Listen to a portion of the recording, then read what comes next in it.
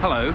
This week Waste Watch has come down to the local Porsche dealership so I can tell you a joke. It goes like this. You give me your watch and I tell you the time. I then charge you a fee and I keep your watch. You don't seem to be laughing very much. Maybe I told it wrong. Oh, I forgot to mention, I'm a management consultant. Management consultants, you see, borrow your watch to tell you the time and charge you a fee for doing so. It's so they can come along and buy Porsches and so on. No, it's not very funny, is it? It's even less funny if you're a taxpayer. Because we taxpayers have been spending a fortune on management consultants. Over the most recent 12 months for which we have figures, we shelled out nearly £3 billion. And these boys are not cheap. £2,000 a day is commonplace, and a partner can charge up to £3,000 or £4,000 a day. And we are paying the bill.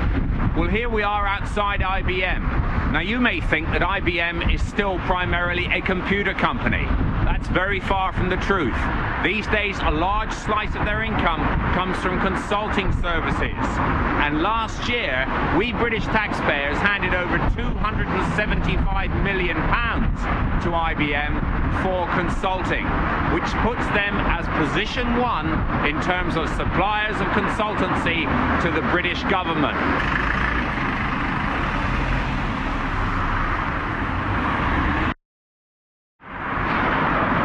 Now, this is very interesting because I've got a security man from IBM coming across the road now to ask me what I'm doing.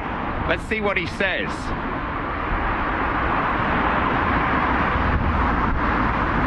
Hello?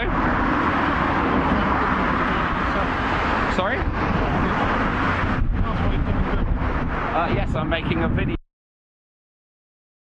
Okay, well, sure enough, I've just been given my third stop and search while making an 18 Doughty Street video.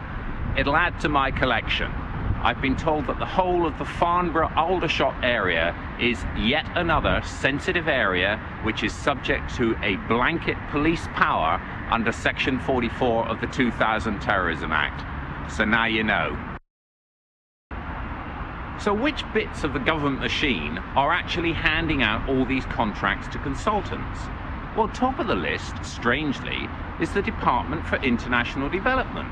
You may have thought that all of that money was going on relieving poverty in the third world, but you'd be wrong. Hundreds of millions every year is going on consultants. Second on the list, the Ministry of Defence. So all that money isn't going to support our troops in Iraq and Afghanistan at all, but hundreds of millions are going to consultants. And third, the dysfunctional, hopeless, not fit for purpose Home Office. Now, the key question for taxpayers, of course, is are we getting value for money out of this near $3 billion a year we're shelling out? And the shocking reality is that it's virtually impossible to tell. That's because consultancy is a magic business.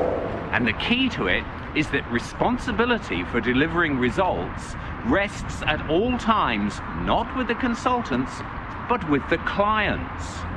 So the only way you can actually tell if you've had value is by a systematic and painstaking monitoring of the results. Needless to say, that never happens in the public sector. Now, in fairness, it isn't just the government that uses these modern-day magicians. The private sector has used management consultants for even longer, but they've become very, very circumspect about the power of the magic. You get a very clear idea about the different attitudes to consultants in the public and private sector by comparing how much they actually spend on consultants. According to the National Audit Office, in the private sector, firms typically spend around £2,000 per employee per year on consulting services. In central government, it is 5 times as much, £10,000 per employee per annum. In 1997, Labour charged the incompetent Tories with wasting £500 million a year on management consultants. Now, 10 years later, that figure has increased 6-fold to £3 billion a year. And why is it happening? Well, fundamentally, it's because our politicians do not trust our public sector to manage itself. But the solution to that is not to chuck good money after bad. The solution is to radically downsize government.